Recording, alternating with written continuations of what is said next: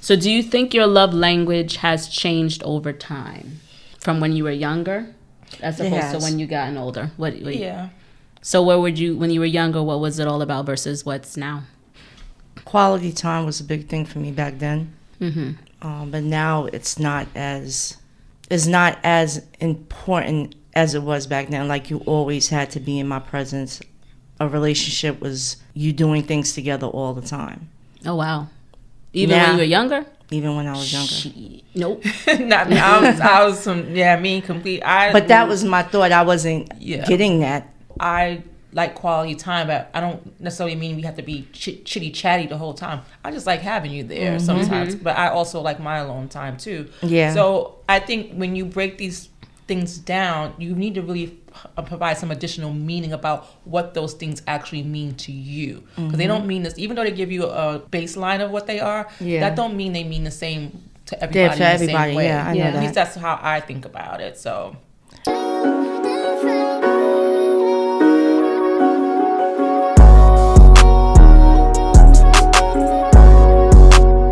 Welcome to another episode of the Not Your Average Auntie podcast, where we keep it real, raw, and relatable in our conversations while sharing our opinions. We'd love for you to join in on the conversations, as these are experiences that either you can resonate with or have your own experiences that you can share. So make sure you tune in, subscribe, share, and provide some comments and feedbacks. So what's our topic today? Love languages. Love languages. She wants to speak in her sexy voice when she's talking about love languages. Love languages. No. The audience want to hear you, but you can say it a little louder in your sexy voice. Love languages. What does that look like? Are you the touchy type? Are you the person that needs affirmations? Do you like receiving gifts and in exchange that's how you express your love? What's your love language? So we know there is technically, quote unquote, 5 love languages. I think you spoke about 3 of them, right? Yeah. Affirmations, acts of service, receiving gifts, quality time, physical touch. Yes. So, Key, what's your love language? So first of all, yes, there are 5, but then when you do some research, they said they're like 5 to 7. Okay. But is that does it mean it's a combination, or does it mean some of it's some weird shit? Okay. But for me, I'm going to say I don't lean on any one over the other. Like, I love words of affirmations, like tell me I'm beautiful, tell me I'm the greatest. I love all that, right? I love the acts of service. Do stuff for me without me having to ask for it. I love receiving, gift me, baby. I love a good gift.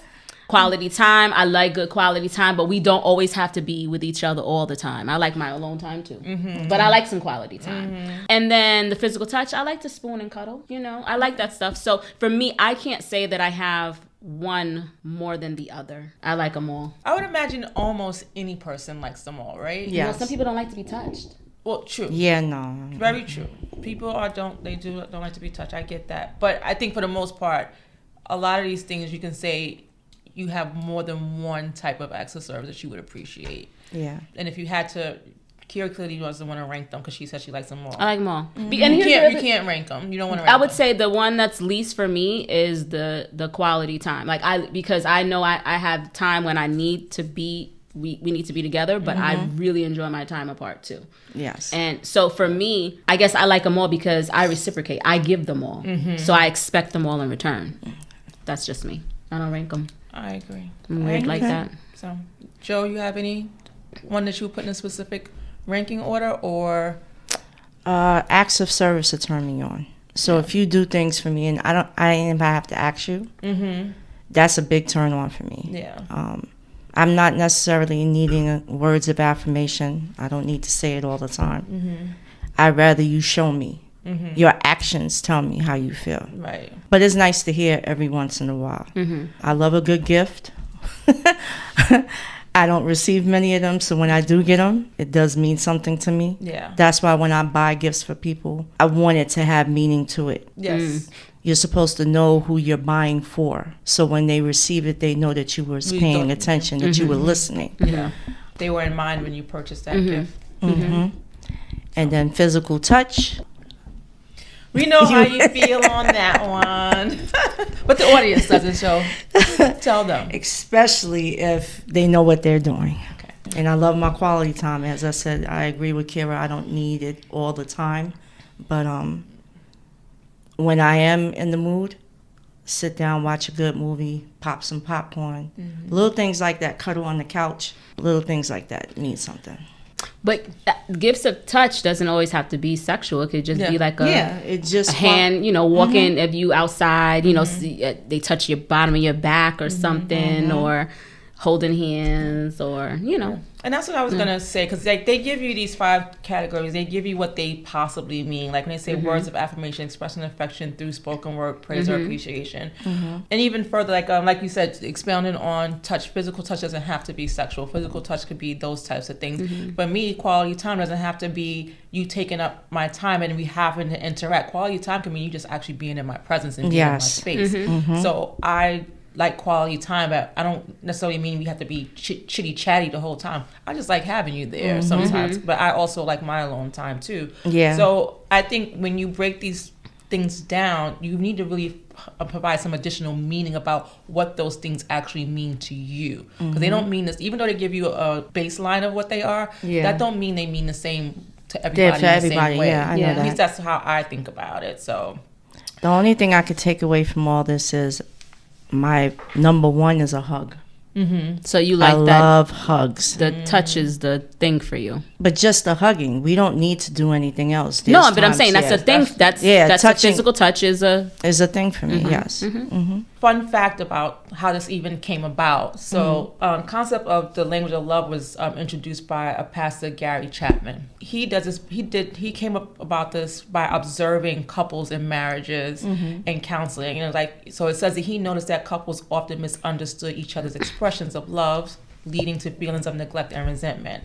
So he identified 5 primary ways people can give and receive love, and that's how the love languages were developed. I didn't even know that. Yeah, that's cool. So I love fun facts. Good fun fact. I love a good fun fact too. Like I said, I like them all. But even I think it's healthy to display them all. Yes. But I do have a question. Yeah. So do you think your love language has changed over time from when you were younger as opposed to when you gotten older? Yeah. So when you were younger, what was it all about versus what's now? Quality time was a big thing for me back then. But now it's not as important as it was back then. Like, you always had to be in my presence. A relationship was you doing things together all the time. Oh, wow. Even when you were younger? Even when I was younger. Nope. Not me. I was complete. But that was my thought. I wasn't getting that. Yeah. But still, and then now it's not as important for me. Yeah. I like my alone time, but I also like, as long as the person is here, even if they're in the house, that's something that like how Janine put it. As long as you're in my presence in some way, we don't need to be in the same room. Because then when I want that hug, I can just walk up to you, get it, and walk back away. How about your business? Exactly. That's interesting. Got what I needed. Bye. Everybody's different. Like the whole 24/7 thing. Like, if I'm getting my hair done, no, I don't need you there. Yeah, like, if I'm getting my nails done, I don't need. So even back when I was younger, like, I needed my space. Yeah. Give me something. Let's miss each other. But I'm a firm believer of missing each other. Hair done, that's not spending time together. Some people do that crazy stuff. They are with each other.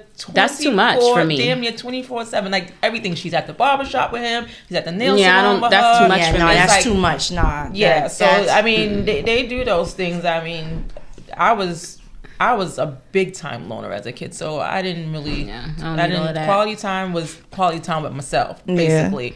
But I started to appreciate quality time more, because I'm also a believer of, you don't need to be under each other all the time. That missing each other means it brings something when you guys get together, and that's with your lover, your friends. When you get together, it's like something fresh and renewed in that space instead of being under each other all the time.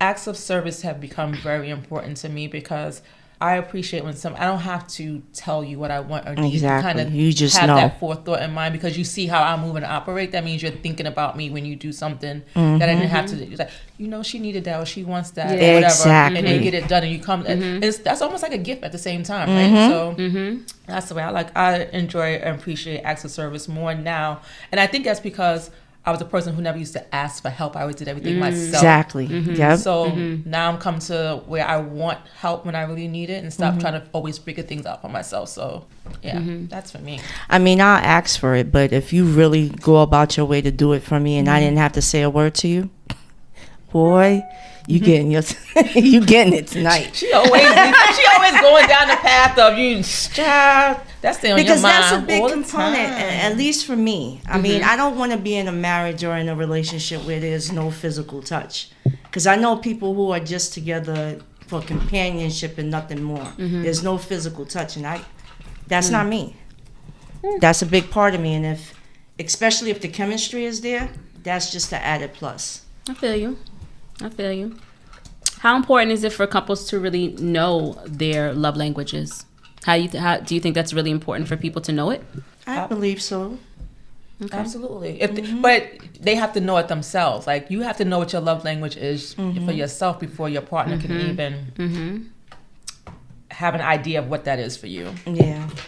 And that's by paying attention and conversation, communicating. Do you think people tend to express love in their own love language instead of their partner's love language? Say that question again. Do you think people tend to express love in their own love language instead of their partner's love language? So, for example, using Joe as an example, she's big on physical touch. Right. So she's going to always express the physical touch aspect, whereas maybe her partner's like, I like gifts. Right. So all this touchy stuff, that's good, but do you think people tend to do it in their own language instead of learning their partners? And they have just a tendency to, this is what I like, so I'm going to do what I like, instead of learning what they like. In the beginning, if you're paying attention to each other, you're going to learn what their language is.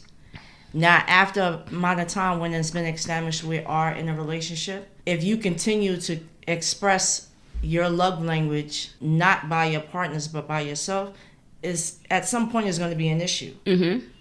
Because now they're not going to get excited, and they're going to always be like, every time, let's say your husband comes in the room and you know that he doesn't like to be hugged, but every time you come in the room you go hugging him. So now time goes on, every time he see you, here come this chick. Well, that comes down to, goes back to the communication piece of it, right? So and finding that balance. So if you're willing to work with that partner, so if your love language is touch and the partner's is more of gift giving, you have to have that balance. You have to be able to okay, I'm gonna receive some of those hugs that they're coming over here to give me, and the opposite is that I'm gonna have to realize maybe they don't want to be touched today or whatever. I have to express my way in the way that they want to be loved. Their love language. I just think the love language has to be somewhat similar. It can't be completely off. You think? What do you mean by similar? Using the example again, your husband doesn't like to be touched. Period.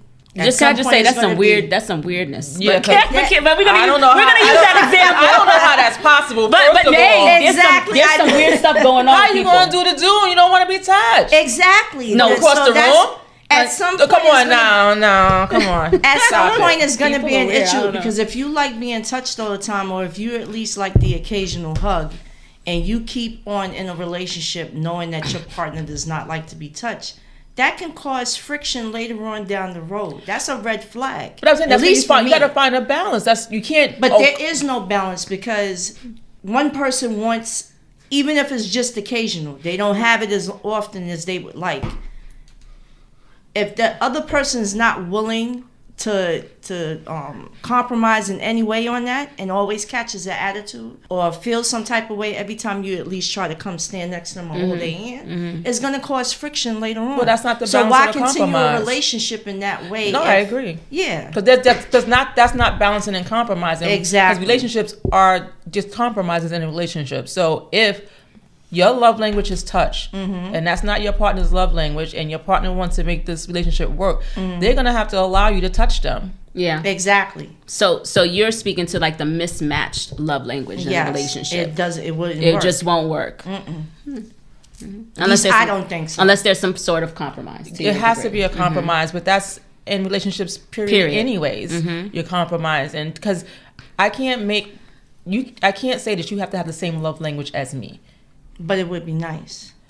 I guess, because listen, I'm not big on gift giving, so I mean, I give gifts, but I don't think if it's important to that person, then yeah, I'll give gifts to that person because that's what's important to them. But it's not something that I do on a just because kind of thing. But see, that can be compromised on because you're giving your signs or love language in different ways.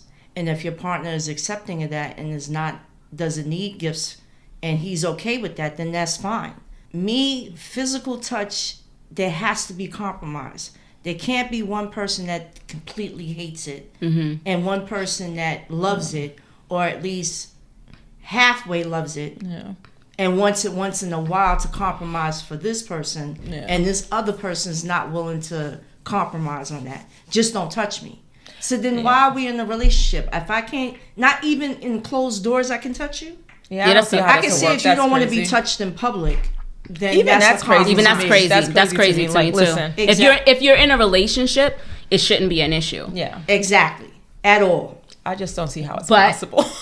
but I'm not gonna. Not discount. I can understand that in certain ways, it just cannot not happen at all. Is what I'm saying. Exactly.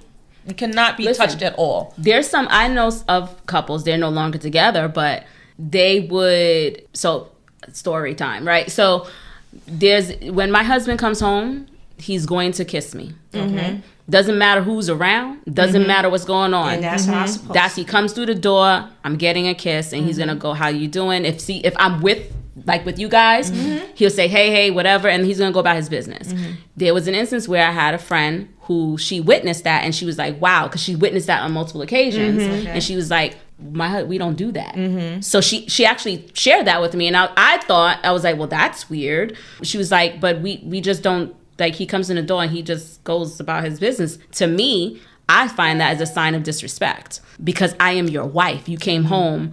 I don't care who's in, you gotta acknowledge me. The only time you acknowledge someone else is our kids when they were like toddlers running up, "Daddy!" Yeah. Then of course you're gonna acknowledge the baby first, and then I come. And the same thing when I come in the room or whatever. It's the same thing. I don't even agree with that. I still think he should. I mean, if the kids washed up in before he gets to you, that's one thing. But if you guys are in the same space at the same time, but that's different. He should greet you first, and then because people always make the mistake of putting kids before their spouses. Yes. But if they're in an instance where they're running up to him, definitely makes sense. So when she shared that with me, I automatically said something wrong. But in my mind, I didn't tell her something wrong with your marriage, even though I already felt something was wrong with it anyway. I'm not going to insert myself. I'm going to just let her vent. And she thought what we had was kind of weird because that's not what she was used to. And how long were they together?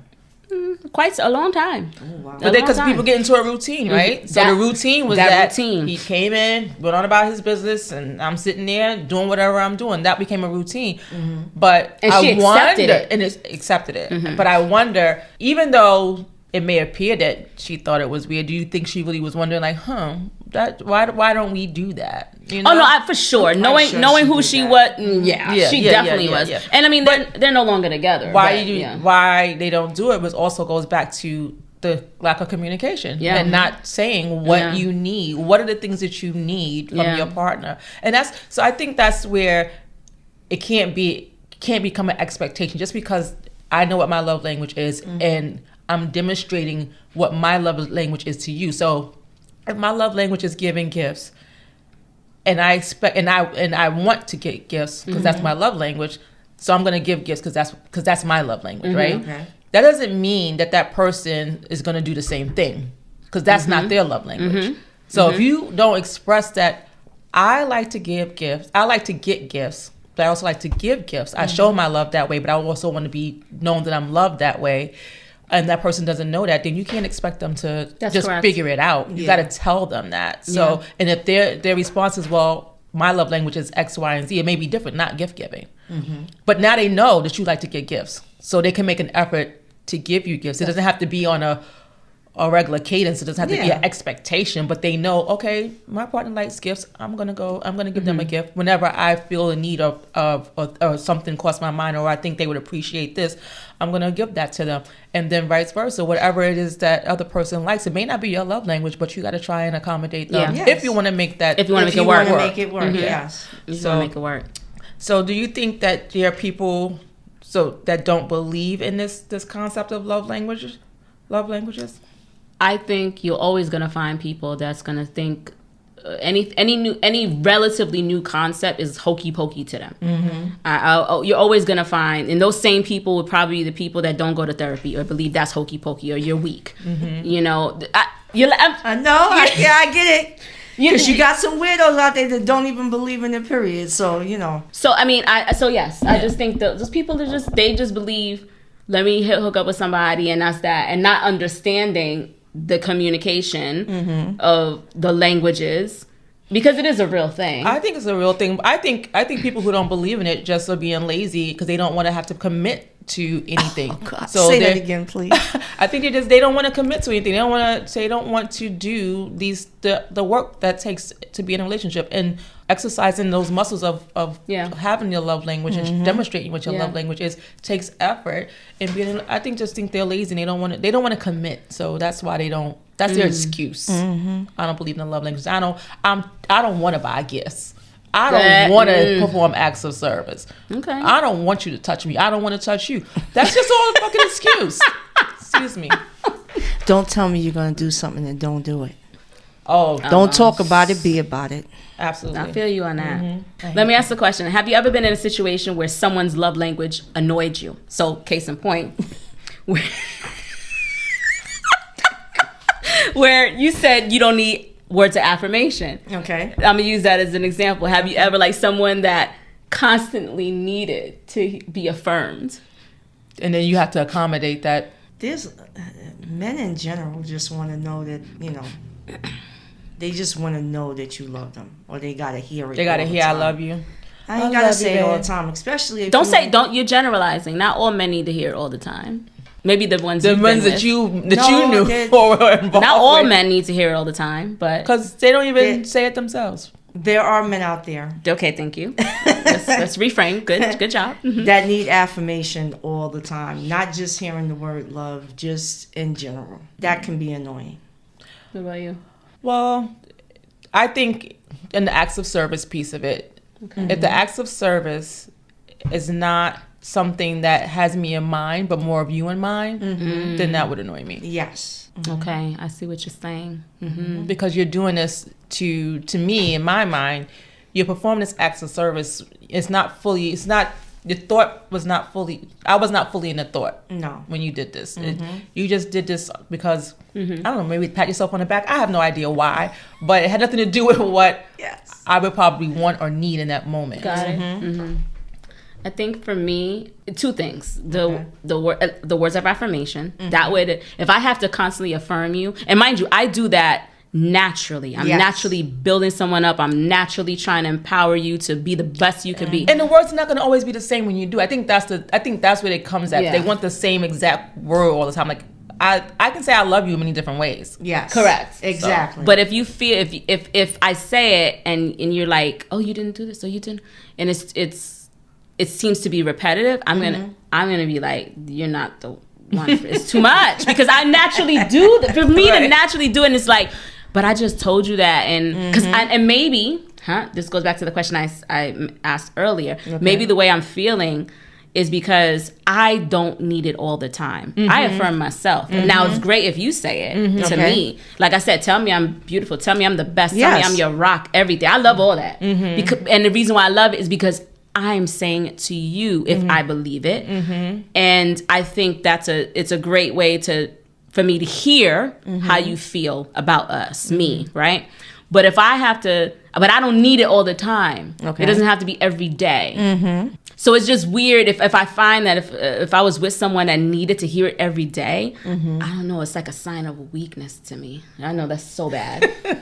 I know that's so bad, but like they don't know how to big themselves up. You can't, and I can't be with nobody that can't big you up. I can't be with anybody that can't big themselves like up. That's the people that's not the person for me. That's all. Yeah, that's for somebody else, and I'm okay with that. They looking for what was the validation? We talked about that before. People looking for validation. I have another question, really quickly. How do love languages show up outside of romantic relationships, like with your friends, your family, exactly, even your coworkers, even your pets.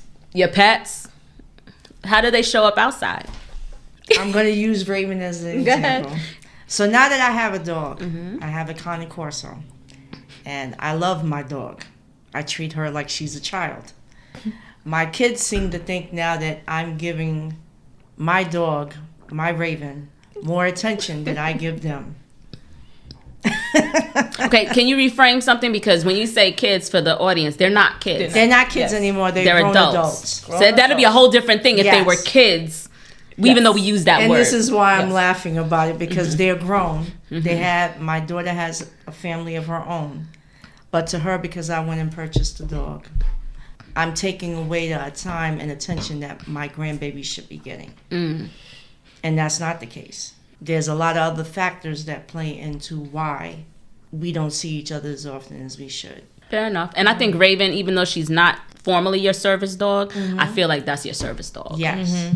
That's just what I see. Yeah. Which is fine. She calms me down. She keeps me emotionally supportive. Balanced, yes. And she's there when I need her.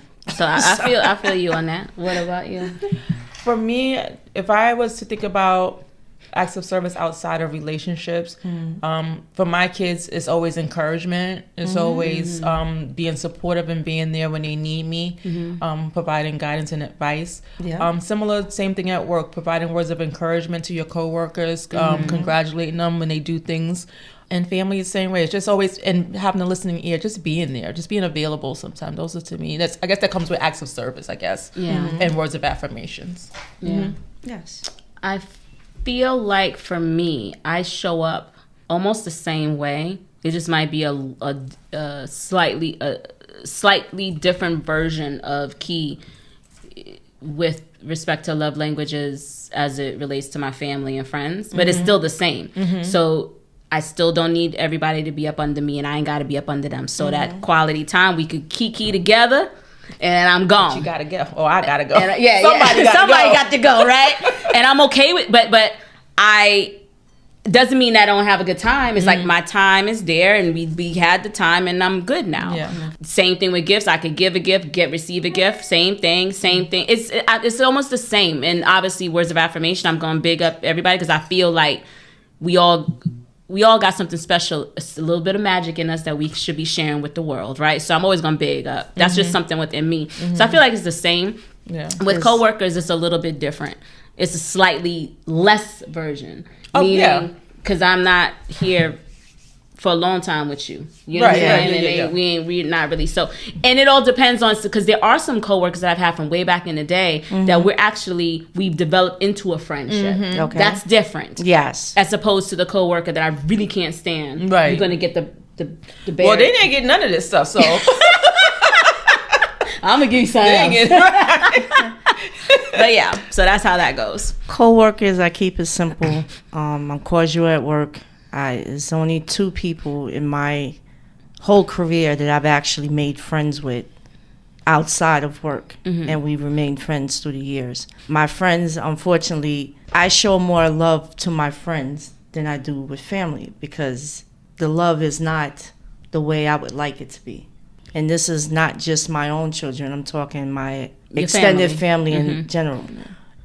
I was never brought up to show love and affection in a way that I experienced with you guys. And even watching you with your own families. You grew up in that way. I didn't have that. I didn't really start hugging my mom until I was, in my 30s? Because she didn't like, she was one of those that didn't like being touched. Now it seems like she likes it more. So that's the first thing that I do every time I see her. That's a lot. Yeah, it is. That's heavy. So I try not to do that with my kids, but unfortunately... You tried that, not to understand. I tried not to be the same way with my children as I grew up.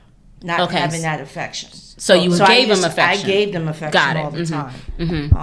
Now it's not, now that they're grown adults, only one, every time he sees me, I get the big hug and a kiss all the time. Then there's another one, more times is because they want something.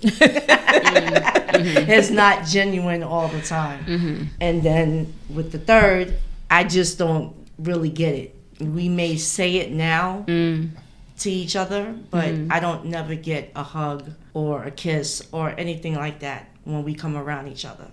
I usually either have to try and get it, or I just, say the words, I love you, see you later. But there's never no affection.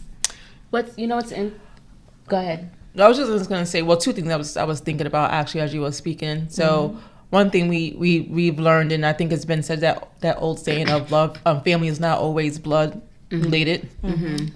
Family can be anybody who acts and behaves and treats you like family.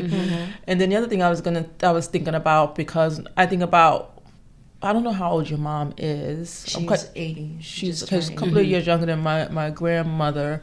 But I just felt like sometimes that era or the things that they dealt with, I had to go through, it made them seem, coarse. Yeah, stern and not effective. I wouldn't say they didn't want it. They didn't have it to give, maybe. So now she's appreciating it. Because the reason why I thought about it, because my grandmother, she wasn't a big hugger either when I was young. But as I got older, she always wanted hugs, and so it was wonderful to see that transition. My mother was a big hugger. She always hugged, but to see my grandmother kind of soften, I think they start to soften up and realize the importance of those things. So maybe I'm just thinking maybe that's why you didn't have that experience. Yeah. And the first time she did it, it took me aback because I wasn't used to it at all. So now it made me happy, and now every time I see her, now I be wanting a hug from her, but she's in Florida. That's all right. So it makes it even more virtual hugs. Give it those virtual hugs. It's more important when you get the real ones in real life. So cherish every moment of that. You just brought me to, I just wanted to ask a question. So because you made mention about like telling your kids that you love them. How often do you do that? I say it every time now when we're on the phone in person. But prior to, that's now, but prior to now. I said it back then, but now is because I don't get to see them like I had them when they were home with me. Once they moved out, there was feelings happening. So for a while, I didn't hear it. And then now, I just make sure I say it every time I get off the phone. And that's the important part. That's important, yeah. How about you? As long as you do it, do it. How can you tell them, your kids, that you love them? Probably not as often as I should. Because it's always when we depart each other. It's always when we depart each other, or we hang up from a phone call, something like that. Absolutely. But it's not, if we're in the house just, joshing around, hanging around in the house, I don't just always say it like that. Yeah. But it depends on if you're having a conversation about certain things and it comes up, then yeah. But it's not like I wake up. First of all, we barely see each other in the morning because we're all on different schedules. But it's not like we say good morning to each other. So, but we don't say good morning, I love you, something like that. But whenever we depart each other or we hang up on a call, we say those things. You must have a weird, I don't know if it's weird, but no, every night, good night, I love you. Every night. From when they were kids. And but do you speak to your kids every night? That's the question. You speak to them every night that I'm in the house, and if I'm there, one of us will be like, good night, love you. My husband and I, that's what we do. Yeah. It doesn't matter. And it almost had me thinking, because even my youngest adult son, like, it's just innate with him. Good night, mom, love you. Good night, dad, love you. I wonder, I was like, okay, when he gets older and he has his own family, like, or his girlfriend or something, like, is he gonna be? Is that something that is already innate within him? Because some people might find it weird. It's not weird at all. No, if you're not used to it. But I don't think it's weird, because obviously I don't think it's weird at all. But for someone on the outside, that's like a family you grew up in, where maybe you didn't hear that a lot. You might be like, ooh, this motherfucker love me. You know what I'm saying? If he came from an environment like that, but that's something, and maybe he does, but that's also something that he's so used to, because that's how he was brought up. You get what I'm saying? I think it's important to make sure it's someone that you actually really truly love when you say it. So it can't just be willy-nilly. But I don't think anything's wrong with that. I just think, and we probably never thought about it, not to make excuses, but we're so opposite end on schedules and times. There are times I'm in the bed and they're not at home or whatever, but it's something, that you put into a forethought for me to be mindful of that, because when we are in the house, I mean, we know we love each other, but to hear it is good. And I think that was the part. I didn't hear it a lot. I knew my brothers loved me. I knew my parents loved me because of the things that they did and the things that they provided. But it would have been nice to hear it more often than I did. Yeah, I think that's where I got comfortable. That's why I guess that's not a big thing for me, the affirmation piece. Because I want the actions. You show me by doing things that you know that I like, that you know that'll make me happy. Without me having to ask, that's the best thing. Volume more than anything else. I think they go hand in hand, kind of honestly. Like if you do, if it's within you to say I love you, then say it. Don't just hold back because you know you're gonna do something to show it. Just do it. Just say it. So because we're not promised tomorrow. That is I true. mean. That's why I've been more inclined. That's why, more inclined because we're just not promised. Anything could happen. And listen, let's be for real. We, right here on this panel, we got more days behind us than we got ahead of us. Let's just keep it a buck. Yes. So I just feel like, I don't know. I feel, especially with my loved ones, I want to say, I tell them I love them, but I also have people in my extended family that's a little weird to hear it. So, and I know that. So if I know that, then maybe I won't say it. Yeah. It's something you want something up. But I'm not like that with you guys. I say it all the time. No, of course. Yeah. No, I'm talking, but I'm saying that even in my family, like there's some members that you guys know that they're just not, that's not how they were brought up in their own nucleus, right? Yeah. So if it slipped out, they'd be looking at me like, I'm like, yeah, girl, I love you. I think for most calls I hang up on with people that are really near and dear to me, it ends with I love you. Yeah. And it's funny because I was thinking about my daughter one day. She heard us talking to each other. I think we was probably having a meeting or something like that. Okay. And she was like, you guys don't say I love you at the end of your meetings? And I was like, no. She was like, why? I said, do you guys do that? She was like, absolutely. She said, these are your friends. And to your point, we have more days behind us than ahead of us. You should always, anybody who's significant in your life and meaningful, means something to you in your life, tell them that you love them at the end of any conversation or departure that you leave and say I love you. Because my biggest thing, I used to not say goodbye. I said I see you later. Saying goodbye to me just means forever to me. So I never I thought I was the only one that felt never that say way. that. When I hang up, talk to you later, see you later. When I leave, see you later. And to me, that was my kind of I love you, I guess, so to speak. But I think the actual words would mean more. So yeah. I love you, Shakira, and I love Don't you. Don't be using my government name on this thing. I love you too, girl. Say it over. I love you. I love you, Joe. I love you, Keith. I love you, Jay. I love you, Joe. Oh, God. There's an unpopular opinion out there. Yes. Okay. Unpopular opinion. Unpopular opinion is that love language aren't enough without solid communications. I don't see why that's an unpopular opinion. I agree with that. You can't just have a love language and not communicate what that is. Exactly. I agree with you. I don't understand why that's an unpopular opinion. I don't agree with that. I think just like we talked about earlier, there has to be some elements of vulnerability so you can actually share what your love language is in a relationship. Absolutely. And it needs to be heard. And then reciprocated. Yeah. Yes, so exactly. I think sometimes people use that term unpopular opinion to start some sugar honey iced tea. That's what they so to your unpopular opinion, make it make sense. There you go. So let's ask the audience. So leave in the comments what their love languages are, what they believe about the whole theory of love languages. Okay. So what y'all think about these love languages? Tune in. Let us know. What's Let us know in the chat, in the comments. What do you think? DM us on social media. Yeah. Whatever. What's your love language? What do you get off on?